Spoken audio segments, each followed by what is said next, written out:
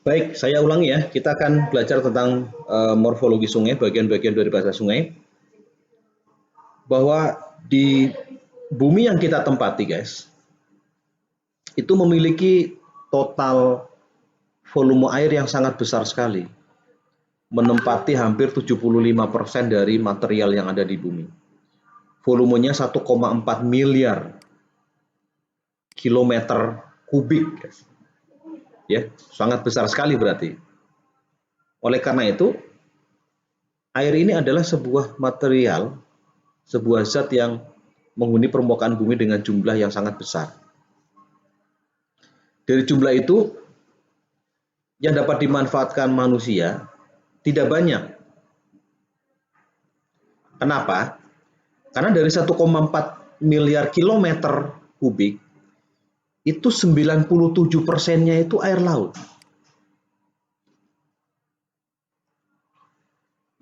Dan hanya tersisa 2,7% yang ada di permukaan bumi yang bisa dimanfaatkan oleh manusia berupa air tawar. Jadi 97,3% ini adalah air laut. Karena kita ketahui kalau kita ke pantai ya, melihat laut itu begitu luasnya laut dengan volume air yang sangat banyak sekali. Kalau kita bandingkan dengan air tawar yang ada di daratan, di sungai dan di danau itu sangat kecil sekali, sangat sedikit sekali. Jadi mayoritas adalah laut, di mana air laut tidak bisa kita manfaatkan secara langsung ya. Untuk diminum tidak bisa. Semakin banyak kita meminum air laut, maka akan bisa terjadi dehidrasi. Makanya kalau orang-orang yang mengalami musibah di laut ya, terapung-apung di laut, dia tidak, walaupun dia di sekelilingnya adalah air, tapi airnya tidak bisa diminum, guys. Maka dia akan mengandalkan air hujan, berharap hujan turun, kemudian dia bisa minum dari air hujan. Karena air hujan itu adalah tawar. Tapi ketika air tawar, air hujan tadi jatuh ke air laut, maka dia akan menjadi air laut yang asin yang tidak bisa langsung dikonsumsi. Kalau di kapal ada namanya mesin destilasi ya, yang untuk merubah air laut menjadi air tawar, tapi itu memang biayanya sangat mahal sekali. Oleh karena itu, dengan sedikitnya jumlah air tawar yang ada di atas bumi kita, maka sudah menjadi keharusan bagi kita manusia yang hidup di bumi untuk mempertahankan air tawar ini dengan sebaik-baiknya.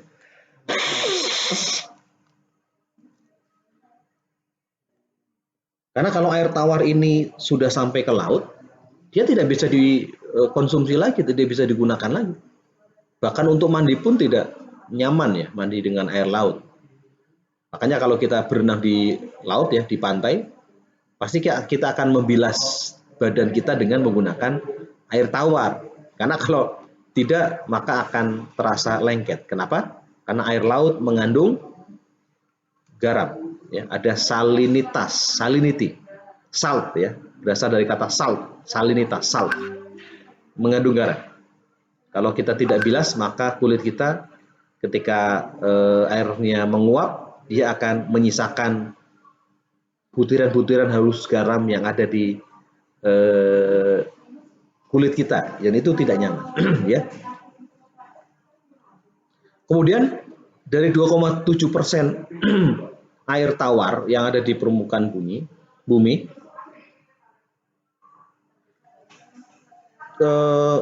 sebesar 77,3% berupa es, guys. Baik yang ada di puncak gunung maupun yang di gletser ya. Gletser ada di kutub ya. Kutub utara maupun kutub selatan. Bayangkan, guys. Sudah airnya maaf, kalau di kutub utara dan kutub selatan kalau bercampur dengan air laut dia akan terasa ini ya, masih terasa asin ya, ada salinitasnya. Tapi ini yang gletser berarti air yang lapisan-lapisan es yang ada di gunung-gunung ya, yang di gunung-gunung tapi dia letaknya di sungai. Ada beberapa bagian di Kutub Utara dan Kutub Selatan juga sebagian air tawar juga, tapi jumlahnya sedikit. Bayangkan, sudah sangat sedikit sekali jumlahnya, hanya 22,7%. Dari 2,7%, 77,3 itu berupa es yang tidak bisa kita konsumsi, yang tidak bisa kita gunakan. Bagaimana mungkin kita bisa menggunakan air yang membeku? Untuk pelayaran tidak bisa. Ya, tidak bisa untuk pelayaran. Sisanya itu adalah 22,7% dari ini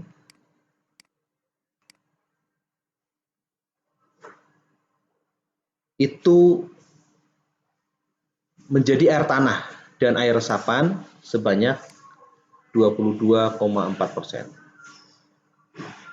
Jadi yang tersimpan di dalam tanah itu jauh lebih besar dibandingkan dengan yang mengalir di atas permukaan bumi. Ya. Jadi sekali lagi, jumlah air yang tersimpan di dalam tanah jumlahnya lebih besar atau lebih banyak dibandingkan dengan yang ada di permukaan bumi. Jadi air-air tawar yang ada di sungai-sungai di atas permukaan bumi, kalau disatukan itu jumlahnya masih lebih sedikit dibandingkan dengan yang terdapat di dalam tanah, air yang terdapat. 0,35% itu menempati danau dan rawa. Kemudian 0,04% itu sudah menjadi uap air yang berada di atmosfer. Dan sisanya hanya sekitar 0,01% yang ada di sungai. Ini luar biasa guys ya. Jadi sedikit sekali rupanya air yang ada di sungai. Oleh karena itu, ini memunculkan kesadaran kita bagaimana kita harus mampu untuk memelihara air-air yang ada di sungai, guys. Karena jumlahnya sangat sedikit sekali sebenarnya dibandingkan dengan jumlah seluruh air tawar yang ada di permukaan bumi. Apabila kita memiliki sebuah benda dengan jumlah sedikit, itu kan berharga. Ya, benda yang jumlahnya sedikit yang ada di bumi itu pasti akan sangat berharga. Sebagai contoh, kenapa emas itu mahal harganya, guys?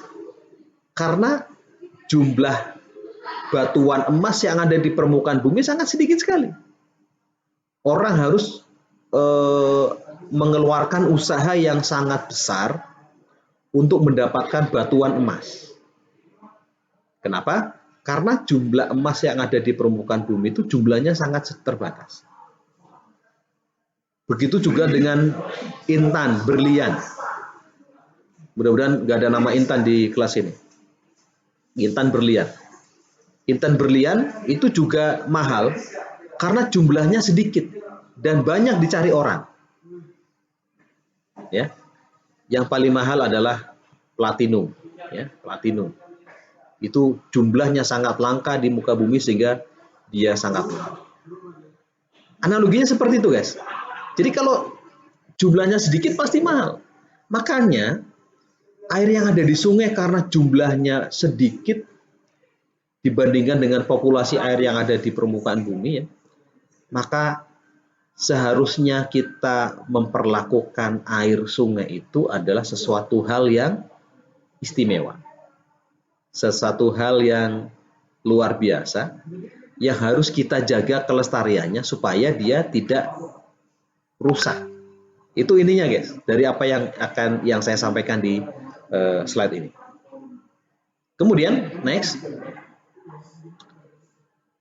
apabila kita menilik jumlah air yang ada di sungai, maka sungai itu bisa dibagi menjadi 4 golongan. Golongan yang pertama adalah sungai permanen. Namanya saja permanen, guys. Permanen itu apa, guys? Halo? Siap, Pak. Ya, tetap, Pak. Ya, permanen itu tetap. Sungai dikategorikan sebagai sungai permanen itu apabila debit air yang ada di sungai tersebut sepanjang tahun relatif tetap. Ya, relatif tetap.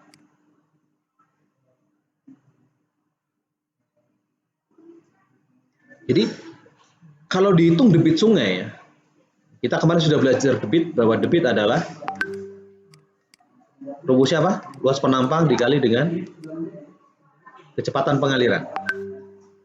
Debit adalah jumlah air yang dilewatkan di sebuah saluran terbuka per satuan waktu tertentu. Ya. Jadi jumlah air yang dialirkan di dalam sungai permanen itu tetap, relatif tetap. Ya tidak mungkin tetap akurat benar ya, tetapi relatif tetap. Deviasinya tidak terlalu besar. Dan itu berlaku sepanjang tahun.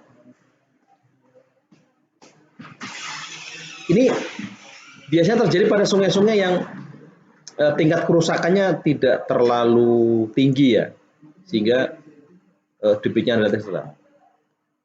Itu kita bisa jumpai di Sungai Kapuas. Sungai Kapuas pun kondisi saat ini juga sebenarnya mengalami degradasi yang sangat luar biasa. Kenapa? Karena pada saat musim kemarau dia kehilangan debit air yang cukup besar juga ya. Kemudian Sungai Kahayan itu di Kalimantan juga. Sungai Barito di Kalimantan Selatan. Sungai Mahakam di Kalimantan Timur. Ada Sungai Musi di Palembang. Sungai Musi masih relatif aman ya, tetap ya. Walaupun di kondisi pada saat musim-musim kemarau itu debitnya berkurang ya, berkurang. Sungai Batanghari di Jambi dan Sungai Indragiri di Riau. Ya. Itu bisa masuk di dalam kategori sungai permanen karena debit airnya relatif tetap. Ya, ada perubahan tapi tidak terlalu besar perubahannya. Yang kedua, guys, adalah sungai periodik. Sebuah sungai dimasukkan ke dalam golongan sungai periodik apabila pada waktu musim hujan airnya banyak, sedangkan musim kemarau airnya kecil. Jadi di sungai periodik ini itu punya dua periode karena Indonesia kan memiliki dua musim ya. Kalau di subtropis kan memiliki 4 musim. Di sini hanya musim hujan dan musim kemarau. Jadi ada dua periode, yaitu periode hujan dan periode kemarau. Yang mana kondisi pada dua periode ini perbedaannya sangat signifikan, guys.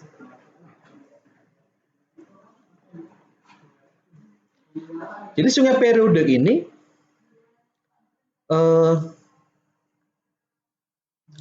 pada saat air hujan turun ya, pada saat musim hujan itu airnya banyak. Mengisi penuh di sungai tersebut. Tetapi pada saat musim kemarau airnya masih ada, tidak kering, tetapi jumlahnya sedikit. Itu adalah sungai periodik. Sungai periodik ini banyak terdapat di Jawa, guys. Contoh, Bengawan Solo. Bengawan Solo itu kan sungai yang panjang di Jawa ya. Di Jawa, tetapi sudah rusak bantaranya. Oke, saya lanjutkan, guys. Ya, Bengawan Solo ya. Bengawan Solo itu masuk di dalam golongan kelompok sungai ini, guys. Kenapa? Karena Bengawan Solo itu ketika hujan airnya banyak, ya bisa saja banjir, membanjiri beberapa kabupaten. Tetapi sayangnya pada saat musim kemarau airnya turun drastis. Walaupun masih ada air yang mengalir, tetapi jumlahnya sangat sedikit. Kemudian ada Sungai Opak. Sungai Opak ada di mana? Ada yang tahu? Halo? Sungai Opak?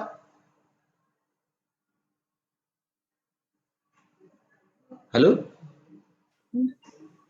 Siap di Jawa Tengah, Pak. Di Jawa Tengah, Pak. Iya, Jawa Tengahnya di mana?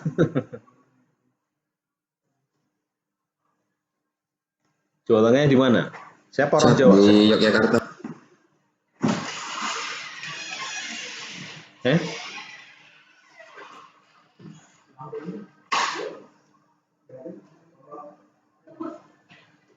Kalau di Yogyakarta ada Sungai Progo, ya, dan Sungai Code di Purworejo gitu ya.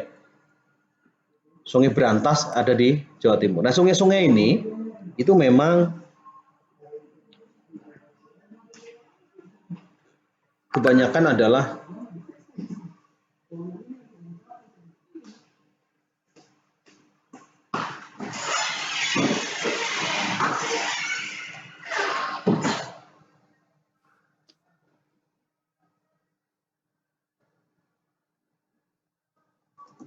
masuk di dalam golongan sungai periodik, guys. Karena ketika musim hujan airnya banyak, tapi musim kemarau dia ada sedikit. Golongan yang ketiga adalah sungai intermittent, ya. Atau di beberapa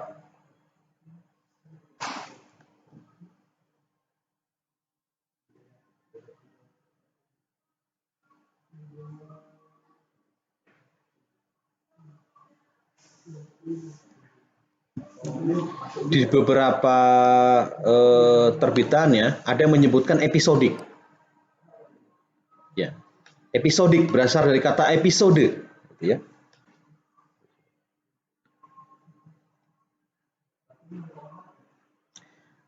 Sungai mana yang masuk di dalam jenis sungai intermittent adalah sungai yang pada saat musim kemarau tidak ada air, ya, tidak ada air. Jadi nggak ada air sama sekali. Dasar sungainya kelihatan. Bahkan bisa dipakai untuk main bola, guys. Nah, itu kan ada beberapa, mungkin kalian pernah, terutama yang di Jawa ini. Kemudian pada saat musim hujan, airnya banyak. Cenderung banjir ya pada saat musim hujan. Ini banyak terjadi di Jawa juga nih. Ya, ada banyak sungai-sungai di Jawa yang ketika musim kemarau airnya nggak ada. Habis airnya. Bisa dipakai untuk bercocok tanam biasanya ya. Kenapa? Karena dasar sungai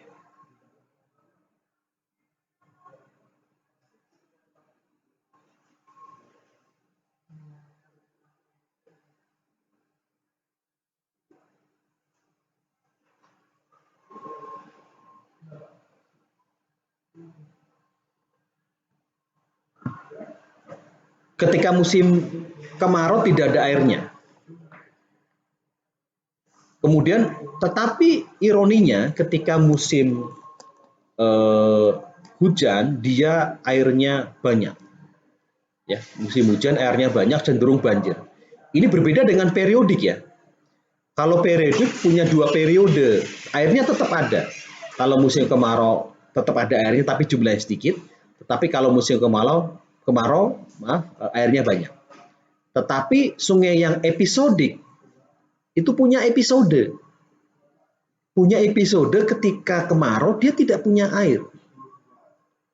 Tetapi ketika musim hujan dia banyak air. Ya. Kemudian yang keempat adalah sungai ephemeral. Sungai ephemeral ini mirip dengan sungai intermittent. Guys ya. Yaitu di mana kondisinya pada saat musim hujan airnya banyak, tetapi pada saat musim kemarau airnya tidak ada. Tetapi di sungai ephemeral ini, ketika musim hujan pun airnya tidak terlalu banyak. Itu perbedaannya. Jadi ketika musim kemarau airnya habis, tidak ada di ephemeral ini ya. Dan ketika musim hujan airnya ada, tetapi tidak sebanyak sungai intermittent. Seperti itu. Ini biasanya terjadi di daerah-daerah yang batuannya adalah kapur ya.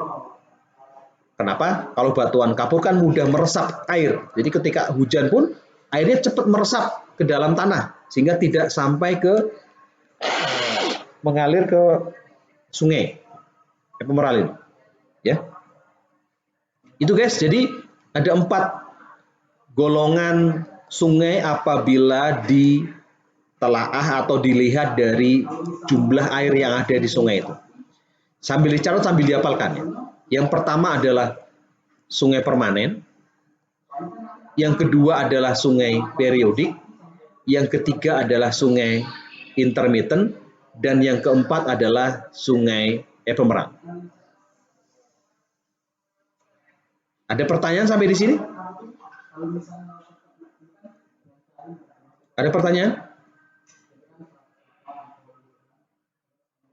Belum ada, Pak. Oke, saya lanjutkan. Jelas ya? Oke, kalau tadi berdasarkan jumlah air yang ada di dalam saluran, jumlah air yang ada di sungai, yang ini adalah penggolongan sungai berdasarkan sumber airnya. Sumber airnya dari mana? Ada namanya sungai hujan. Sungai hujan itu adalah sungai yang airnya berasal dari air hujan. Contoh adalah sungai Cisadane dan sungai Mahakam. Ini dari air hujan sumbernya. Kemudian sungai Gletser, yaitu air yang sumbernya dari es yang mencair. Itu biasanya di sungai-sungai di pegunungan ini ya, pegunungan es ya, seperti di Swiss ya, kemudian di Switzerland gitu ya, daerah-daerah pegunungan tinggi lah, yang musimnya adalah musim dingin banyaknya. Itu banyak sumber airnya berasal dari gletser, dari es yang mencair kemudian dia mengalir ke sungai. Kemudian yang ketiga adalah campuran, yaitu suatu sungai yang sumber airnya itu dari air hujan dan gletser yang mencair. Ini sebagai contoh adalah sungai yang ada di Papua, yaitu sungai Membramo dan sungai Digul. Yang kita tahu bahwa di Papua ada Gunung Jayawijaya yang di atasnya itu diselimuti oleh salju. Nah, salju itu bisa mencair ketika terjadi panas ya. Mencair, ketika mencair kemudian dia mengalir ke sungai Membramo dan sungai Digul. Tetapi sungai Digul dan sungai Membramo sumber airnya tidak hanya mengandalkan mencairnya es yang ada di Gunung Puncak Jayawijaya. Dia juga diisi oleh air-air yang berasal dari air hujan ketika ada turun hujan di sekitar sungai tersebut. Ya, itu 3 kelompok atau 3 golongan sungai apabila dilihat dari sumber airnya. Ya, ada sungai hujan, sungai gletser, dan sungai campuran. Oke guys, berikut ini adalah peta di mana potensi sungai yang ada di kepulauan Indonesia, guys. Ini ada di Sumatera. Ternyata, guys, potensi sungai yang ada di Nusantara, di negara kita itu sangat besar sekali. Hampir ya, saya katakan hampir di setiap pulau yang ada di Indonesia, pulau-pulau besar, itu pasti ada sungai yang mengalir. Sehingga ini juga bisa menjadi potensi adanya angkutan sungai di setiap kepulauan, ya. Karena ada sungai, berarti bisa menjadi angkutan sungai.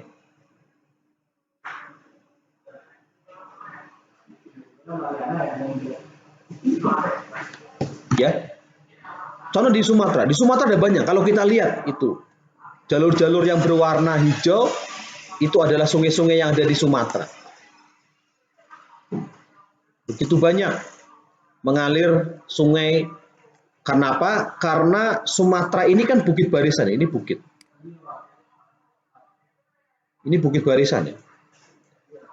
Dataran tinggi kan di sini. Kemudian air mengalir dari dataran tinggi ke dataran rendah. Ngalirnya ke sana. Ya, kebanyakan ke sana ngalir.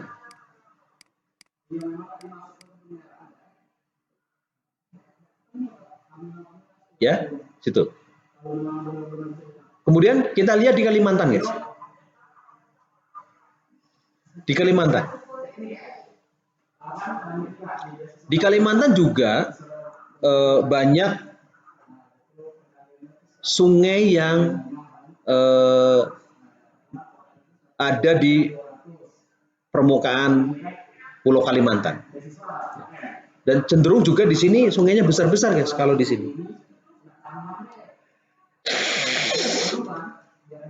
Karena Kalimantan relatif pulaunya adalah flat ya, datarannya rata ya, tidak seperti di Kalimantan ya. Di Jawa itu ada gunung-gunung tinggi, kalau di Kalimantan kan relatif tidak ada gunung tinggi gitu ya.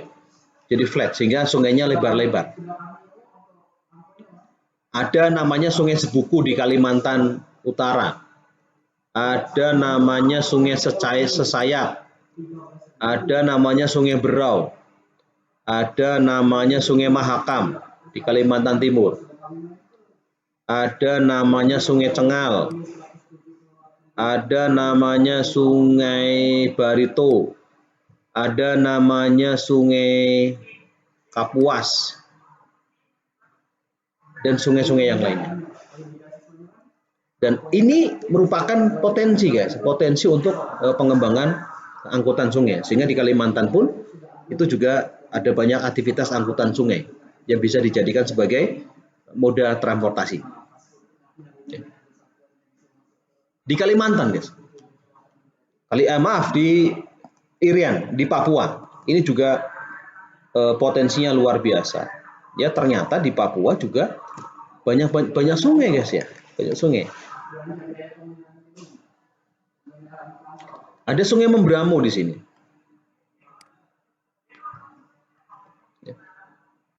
Kemudian ada Sungai Mapi di Mapi. Ada Sungai Digul di sini. Ya. Ada Sungai Wasian, ini Sungai Wasian. Mungkin anak Papua tahu ini. Ya. Ada Sungai Taritatu. Nah. Jadi banyak sekali sungai-sungai di Papua juga yang berpotensi untuk bisa menjadikan moda transportasi perairan, daratan, ya. Dan ini perlu kita ketahui karakteristiknya, karena sebuah sungai apabila dijadikan sebagai moda transportasi, tentu saja harus memenuhi persyaratan keamanan dan keselamatan. Keamanan dan keselamatan itu bisa kita lihat dari kondisi sungai tersebut. Oke, next. Kalau kita bicara tentang air yang ada di sungai, guys, tadi dikatakan bahwa sumber adanya air yang ada di sungai itu mayoritas kalau di Kepulauan Indonesia ya, sungai-sungai yang ada di Kepulauan Indonesia itu berasal dari air hujan, ya, mayoritas berasal dari air hujan, sehingga dia masuk di dalam kategori sungai hujan, ya, karena mengandalkan air hujan. Karena di Indonesia tidak banyak gletser, tidak banyak es, dia masuknya ke dalam golongan sungai hujan karena mengandalkan hujan. Hujan itu mengalirkan air dari atas ke bawah. Ya, sekali lagi, hujan itu mengalirkan air dari atas ke bawah. Sehingga untuk mengetahui tentang keberadaan air yang ada di sungai, kita harus mengetahui tentang namanya siklus hidrologi. Mungkin kalian sudah belajar ini di ilmu hidrologi. Tetapi saya akan mengulang kembali tentang konsep siklus hidrologi karena ada hubungannya juga dengan pengaliran air yang ada di sungai. Siklus hidrologi namanya siklus, dia akan berputar, ya siklus. Diawali dengan adanya evaporasi, yaitu menguapnya air yang ada di permukaan bumi. Ya. Menguapnya air yang ada di permukaan bumi itu air yang bisa terjadi di air laut, ya, air laut menguap sehingga menjadi awan. Atau bisa juga air yang ada di daratan menguap juga menjadi awan. Ya. Kalau di daratan kan airnya udah tawar tuh, menguap, pasti dia menjadi air tawar. Nah, bagaimana dengan air laut? Guys, air laut walaupun airnya asin ya, tetapi uap air yang menguap ke atas itu adalah murni, pure air murni, guys, ya, tidak mengandung kadar garam. Makanya para petani garam itu untuk mendapatkan garam itu caranya dia mengambil air dari laut, kemudian dikeringkan di tambak-tambak. Airnya menguap, air tawarnya menguap, kemudian tersisa residu garamnya, butiran-butiran garamnya. Nah, butiran garamnya itu kemudian diambil, kemudian diolah menjadi garam. Ya, jadi yang menguap itu tidak mengandung air garam. Jadi jangan khawatir, guys, kalau kena air hujan itu nggak apa-apa, karena air hujan airnya air murni gitu ya, murni, tidak mengandung garam, apalagi mengandung kopi gitu, ya. Jadi jangan khawatir kalau kena air hujan. Kemudian setelah menguap, dia membentuk awan. Awan itu kemudian semakin pekat ya, makin pekat. Apabila angin berhembus kencang, maka awan itu bisa tertransformasi ke darat. Ya. Jadi bisa di darat, bisa di laut juga.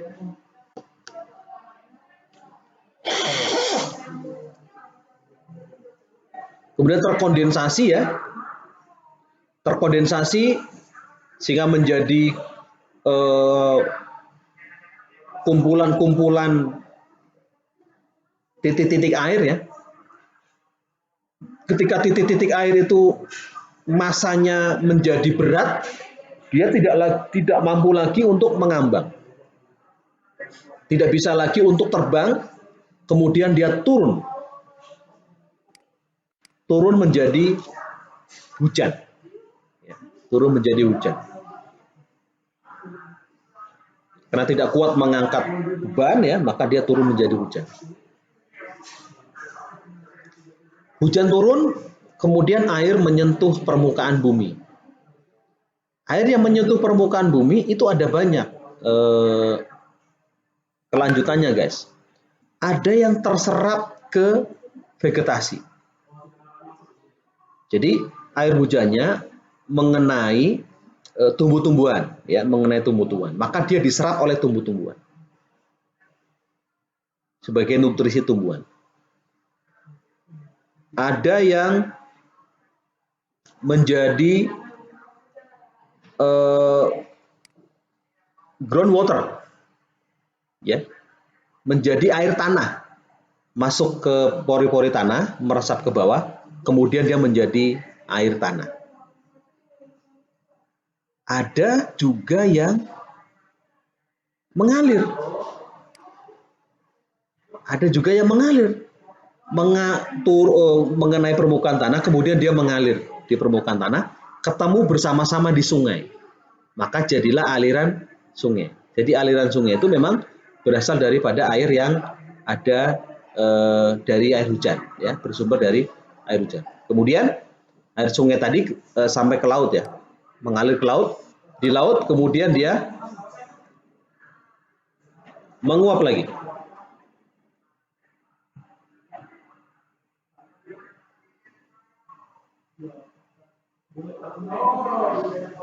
Begitu seterusnya, siklus itu akan berulang. Siklus itu akan berulang.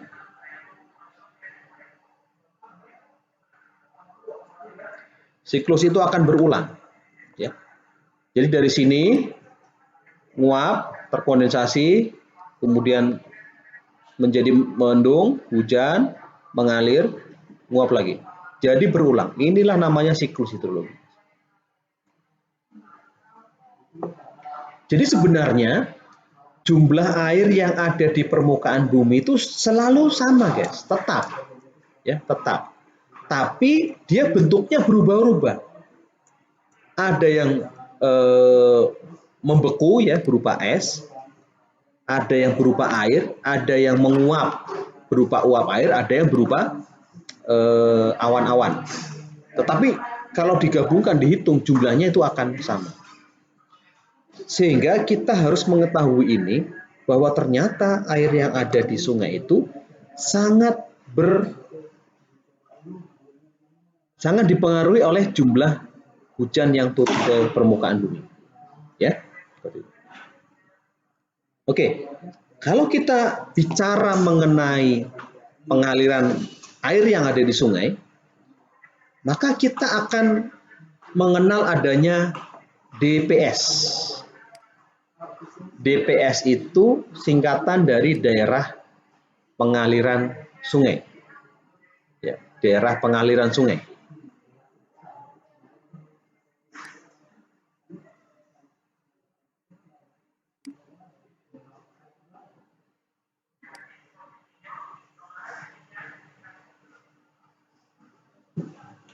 Apa itu daerah pengaliran sungai?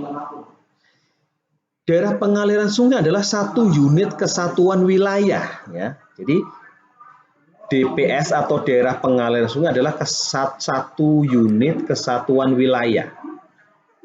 Jadi ada sebuah wilayah, ada sebuah area yang ada di permukaan bumi, di mana area ini adalah berfungsi sebagai tempat air hujan mengalir di permukaan. Area inilah yang menangkap turunnya air hujan, kemudian wilayah inilah yang mengalirkan air hujan di permukaan. Kemudian di wilayah inilah air yang mengalir di permukaan itu dikumpulkan ke sebuah sungai menjadi sebuah aliran sungai.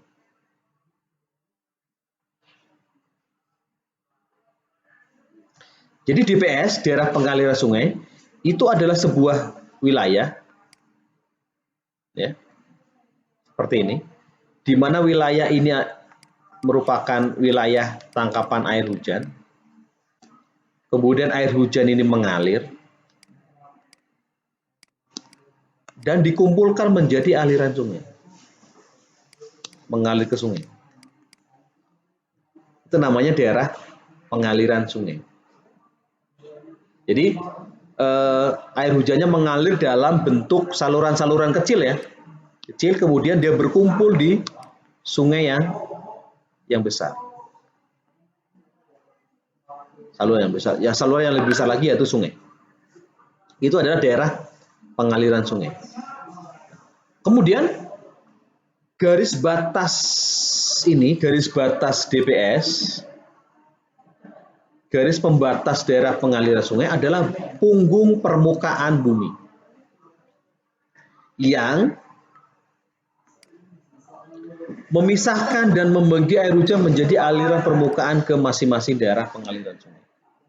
Jadi, kalau yang turun di DPS ini maka dia mengalirnya ke dalam, kalau turun di luar maka dia mengalirnya keluar.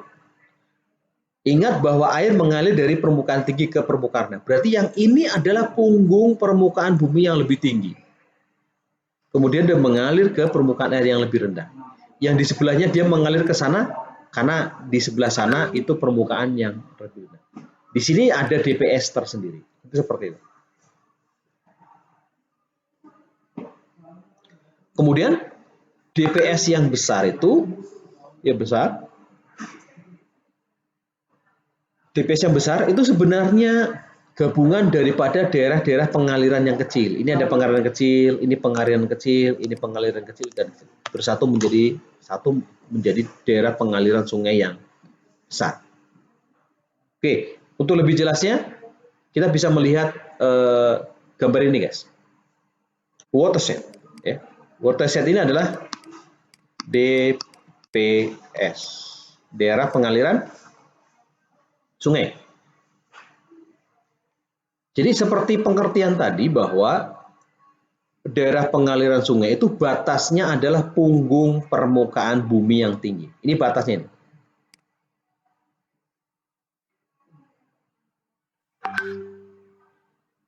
Ya, yang garis putus-putus kuning ya.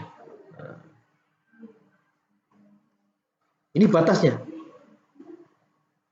Kenapa? Karena air hujan yang mengalir ke daerah ini itu dialirkan ke dalam. Sedangkan air hujan yang mengalir ke daerah yang di luarnya, dia ngalirnya ke sana. Yang di sini, air hujan di sini turun, dia mengalirnya ke sana. Maka yang di sini adalah DPS tersendiri, dan yang di sini adalah DPS tersendiri. Dan ini DPS berbeda yang di tengah-tengah. Ya, seperti itu. Kemudian punggung permukaan bumi karena tinggi, maka air mengalir menuju ke permukaan yang lebih rendah, ya, yang lebih rendah. Mengalirlah melalui saluran-saluran kecil atau di permukaan tanah. Di sini mengalir kecil, di sini mengalir kecil, di sini mengalir kecil, di sini kecil, di sini kecil, dan bersatu bertemu di sungai yang besar.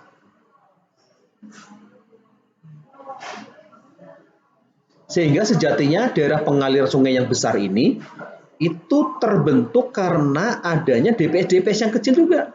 Contoh ini, ya. Ini ada permukaan bukit ya, bukit di sini. Ini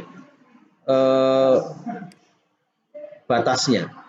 Ini adalah sungai-sungai yang mengalirkan air dari yang turun dari bukit ini.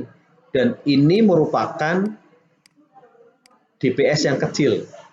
Sehingga DPS yang besar ini merupakan gabungan daripada daerah pengaliran sungai yang kecil-kecil menjadi daerah pengaliran sungai yang besar. Ya, paham ya? Jadi ini adalah daerah pengaliran sungai. Kita perlu tahu daerah pengaliran sungai karena air sungai ini yang besar ini itu kan berasal dari air hujan yang turun di daerah pengaliran sungai ini kan. Kalau di luar daerah pengaliran sungai itu maka dia akan didistribusikan ke sungai yang berbeda. Maka biasanya satu DPS itu akan ada satu sungai induk yang besar, yang mana sungai induk itu menerima aliran air dari beberapa sungai kecil yang berada di daerah pengaliran sungai itu. Next.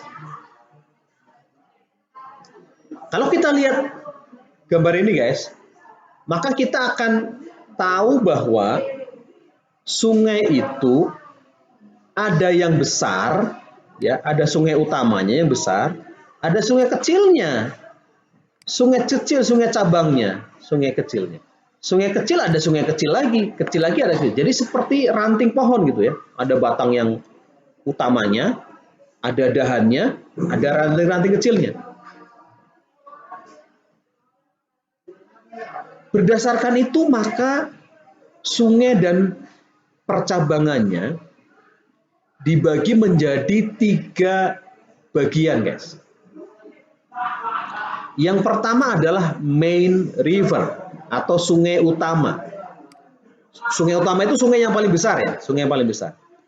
Adalah sungai yang berada di daerah pengaliran di mana volume airnya itu paling besar di antara beberapa sungai yang berhubungan dengannya. Jadi sungai utama adalah sungai yang Volume airnya paling banyak di antara sungai-sungai yang berhubungan dengan sungai itu. Ya, yang berhubungan dengan sungai itu yang berada di daerah pengaliran sungai. Dia namanya sungai induk atau main river. Contoh main river adalah Sungai Musi, ya. Sungai Musi. Sungai Musi. Sungai induk yang paling gede, ya. Yang kedua ada tributari. Itu tributari adalah anak sungai yang berhubungan dengan main river, dengan sungai utama. Jadi kalau ini ada Sungai Musi,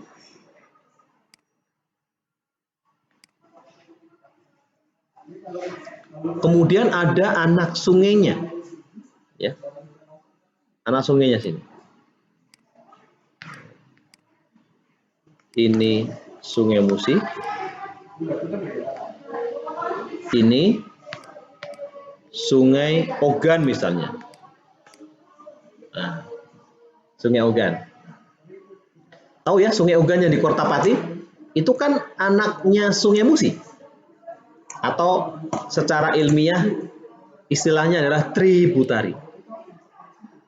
Ya. Tributari.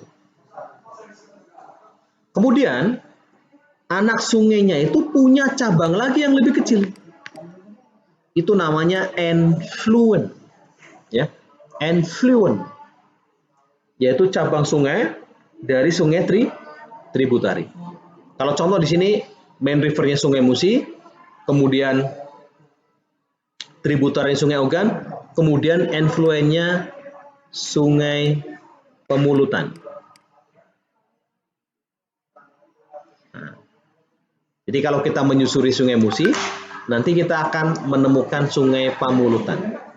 Itu adalah enfluent atau anaknya dari Sungai Ogan. Dan ini menjadi satu kesatuan.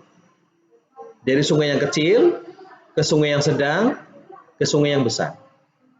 Sebenarnya air hujan itu mengalir dari sungai yang kecil ke sungai yang sedang, kemudian sungai yang besar. Tapi karena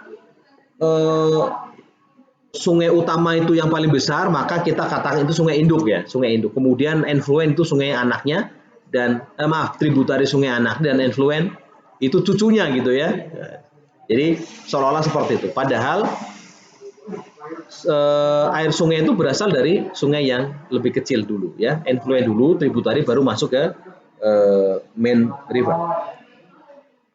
Next.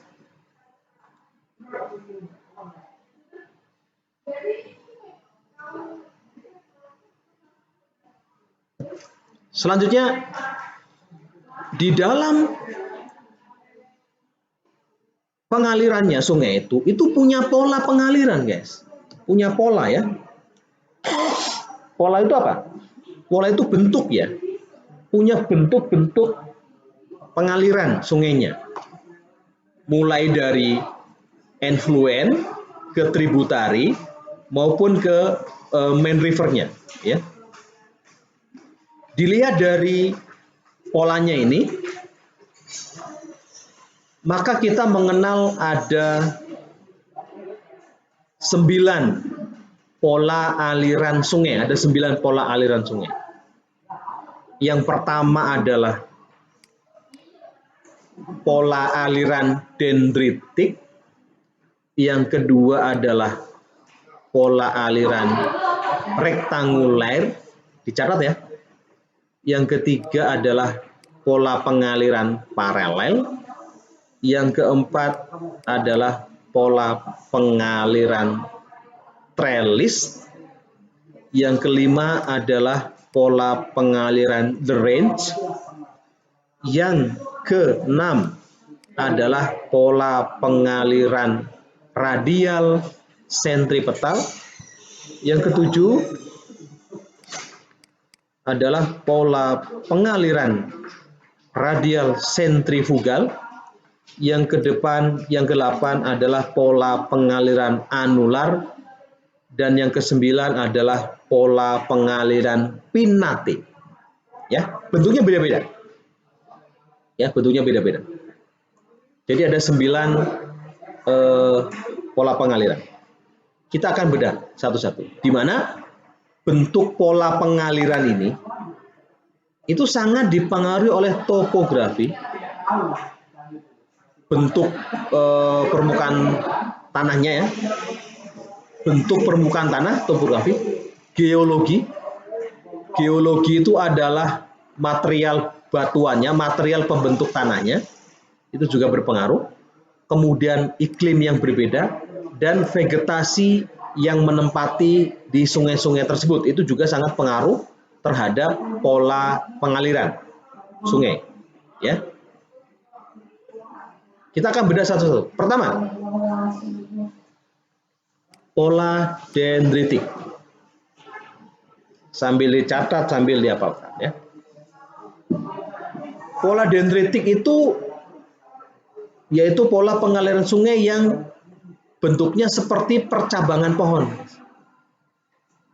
Dilihat ya, ini digambar ya, ini digambar ya. Ini digambar ya. Kalau kita lihat kan bentuknya seperti percabangan sungai. Percabangan pohon ya. Ada batang utamanya, ada dahan, ada ranting gitu ya. Percabangan tidak teratur dengan arah sudut yang beragam. Jadi pertemuan antara sungai satu dengan sungai lain sudutnya beda, sudutnya beragam. Ada yang sudutnya besar, ada yang sudutnya lancip. Ya, jadi pertemuannya itu sudutnya beda-beda, ada yang besar, ada yang lancip. Jadi bervariasi ya, beragam.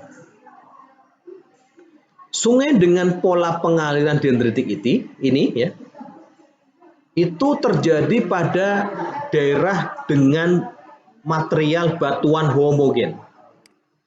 Homogen itu apa, guys? Homogen itu sejenis. Maka kalau ada homo itu sejenis ya. Laki-laki sama laki-laki gitu kan. Perempuan sama perempuan, nggak boleh. Sama. Jadi bentuk batuannya sama. Kalau batu cadas itu batu cadas semua ya. Dan tidak terkontrol oleh struktur, artinya dia letaknya terhambur gitu. Umumnya pada batuan sedimen dengan pelapisan horizontal ya, pelapisannya adalah horizontal, menghampar secara horizontal gitu ya. Yang kedua adalah gambarnya deh, dilihat ya, beda kan dengan yang dendrit, itu rektanguler ya, rektanguler. Di mana alirannya itu kan kelihatan seperti patah-patah ya, patah-patah. Yaitu pola pengaliran yang mana pertemuan antara sungai itu membentuk sudut siku-siku atau hampir siku-siku, guys. Kalau yang di dendritik itu sudutnya beragam. Ya. Tapi kalau yang rektanguler itu sudutnya selalu siku-siku. Selalu siku atau mendekati siku-siku. Hampir siku-siku. Jadi seperti patah-patah seperti ini. Jadi sungainya patah-patah. Tap ya gitu.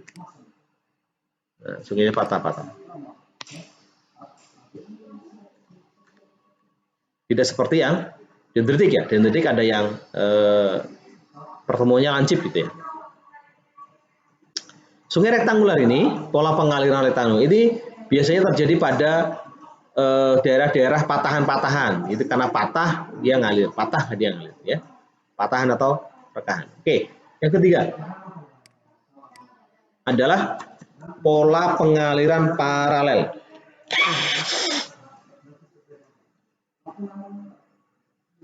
Paralel itu apa sih, guys?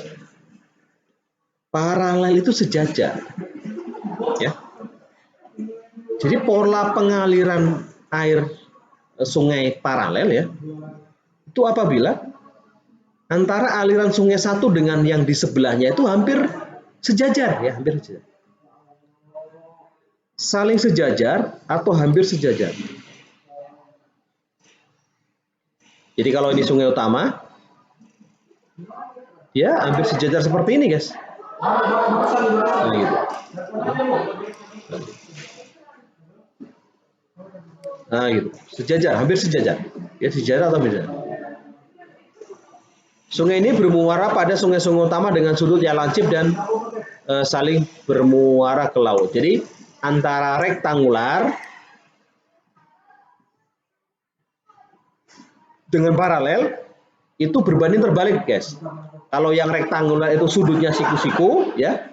Kalau yang paralel sudutnya selalu lancip, ya. Selalu lancip sudutnya.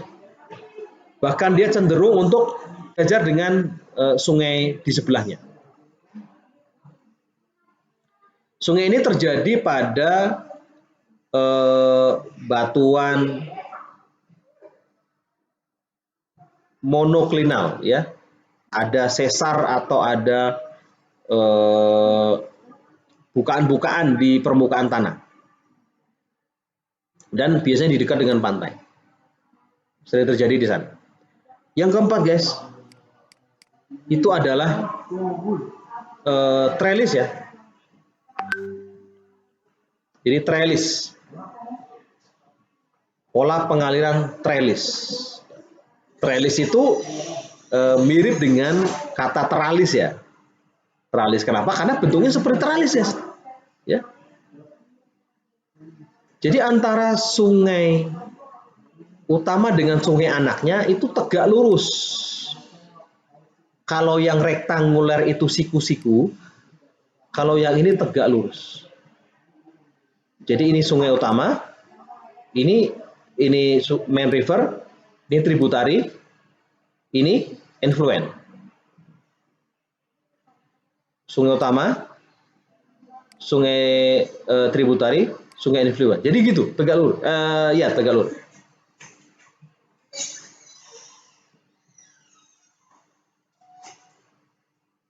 Ya, jadi ketemunya tegak lurus. Tapi kalau yang rektanguler itu membentuk sudut siku-siku. Kalau yang trellis itu tegak lurus, ya.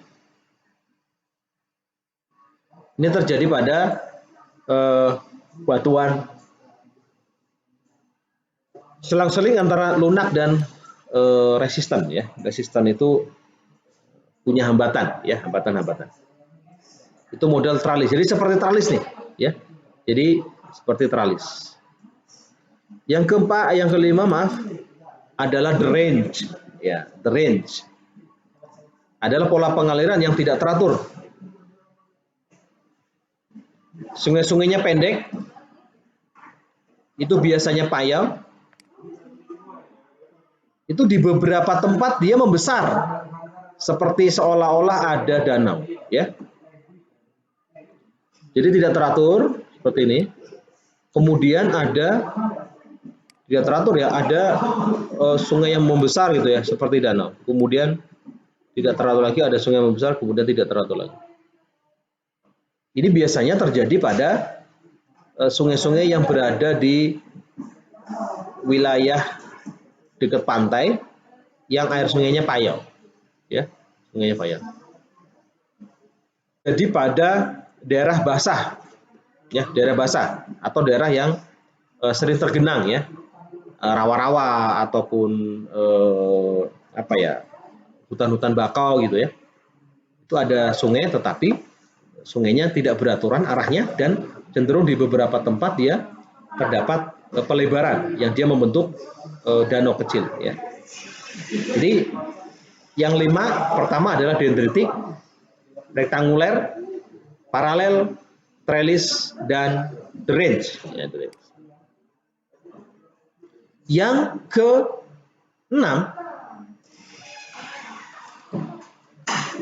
ya, 5 ya, 6 adalah jenis pola pengaliran radial sentrifugal. Radial itu apa, ya, Dek? Taruna, artinya. Radial itu artinya apa? Radial itu berasal dari kata roda ya. Melingkar radial itu artinya. Ya, melingkar. Melingkar. Ada radial sentrifugal, ada radial sentripetal. Lihat bedanya, guys. Kalau radial sentrifugal arahnya menjauhi pusat lingkaran, guys. Jadi kalau radial sentrifugal menjauhi ke sana.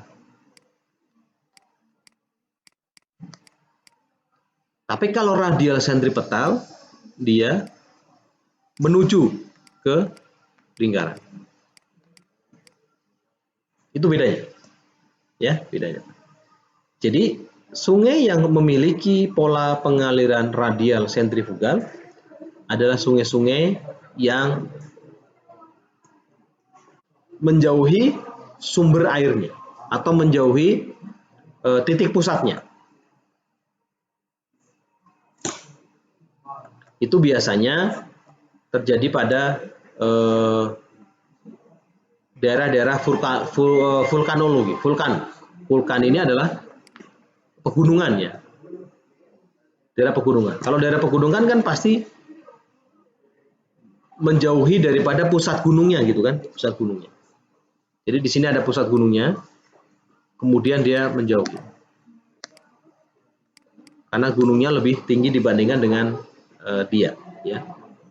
Kemudian kalau sedangkan radial sentripetal itu kebalikannya, justru airnya mengalir menuju ke pusatnya ini. Ya. Menuju ke pusat, menuju ke penampungan. Ya, ini biasanya terjadi di rawa-rawa ya, rawa-rawa. Jadi air berasal dari banyak sumber ya, kemudian menuju ke satu penampungan besar rawa-rawa. Jadi masuk ke dalam. Kalau yang sentrifugal keluar, ya, itu bedanya. 6 adalah radial sentrifugal, 7 adalah radial sentripetal. Yang ke-8 adalah anular. Ya. Pola pengaliran air atau pengaliran sungai anular. Cara menghafalnya gampang ya, ular. Ya. Jadi bahasa dasarnya itu ular. Kenapa dinamakan ular? Karena sungai ini polanya melingkar-lingkar. Ya. Pola pengalirannya melingkar-lingkar. Jadi bisa melingkar-lingkar seperti ini.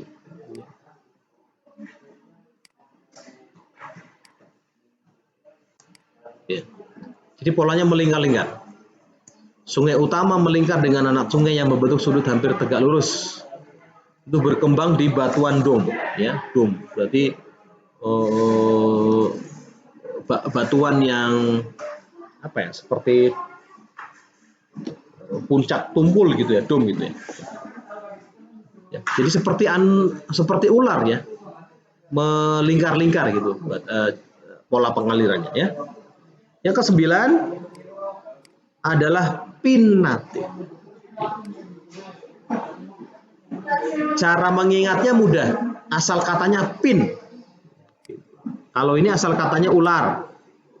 Kalau ini asal katanya radial. Radial itu lingkaran ya. Kalau di sini pinnate. Jadi bentuknya seperti pin. Pin yang bisa ditancapkan. Ya, jadi seperti pin. Ya, ada arahnya ke sini. Kemudian dia ada aliran tributari dan influent. Jadi seperti ini. Pola pinate adalah aliran sungai yang mana muara anak sungainya membentuk sudut lancip dengan sungai induknya. Ya. Jadi pola pinnate. Jadi seperti pin gitu ya. Nah, yang 10 ini tambahan guys. 10 ini tambahan. Karena nomor 10 ini sebenarnya tidak nampak. Kenapa? Karena model pola pengaliran multibasinal itu adalah pola pengaliran yang aliran sungainya itu masuk ke bawah permukaan tanah. Jadi masuk ke tanah. Jadi polanya dari tanah, tidak bisa kita kelihatan. Sehingga dia bisa saja menjadi sungai-sungai bawah tanah. Kan ada juga sungai-sungai bawah tanah. Yang dari permukaan tanah itu tidak kelihatan. Ya, itulah jenis-jenis daripada pola pengaliran sungai.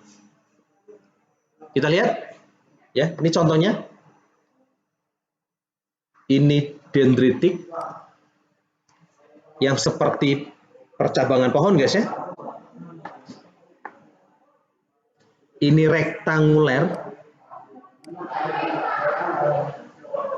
yang membentuk sudut siku-siku, ya. Ini teralis ya, yang tegak lurus pertemuannya.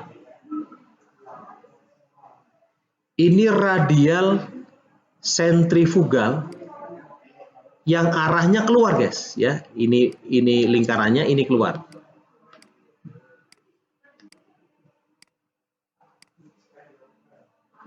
Dan yang ini adalah radial sentripetal, arahnya ke dalam, masuk. Ini lingkaran, ini masuk.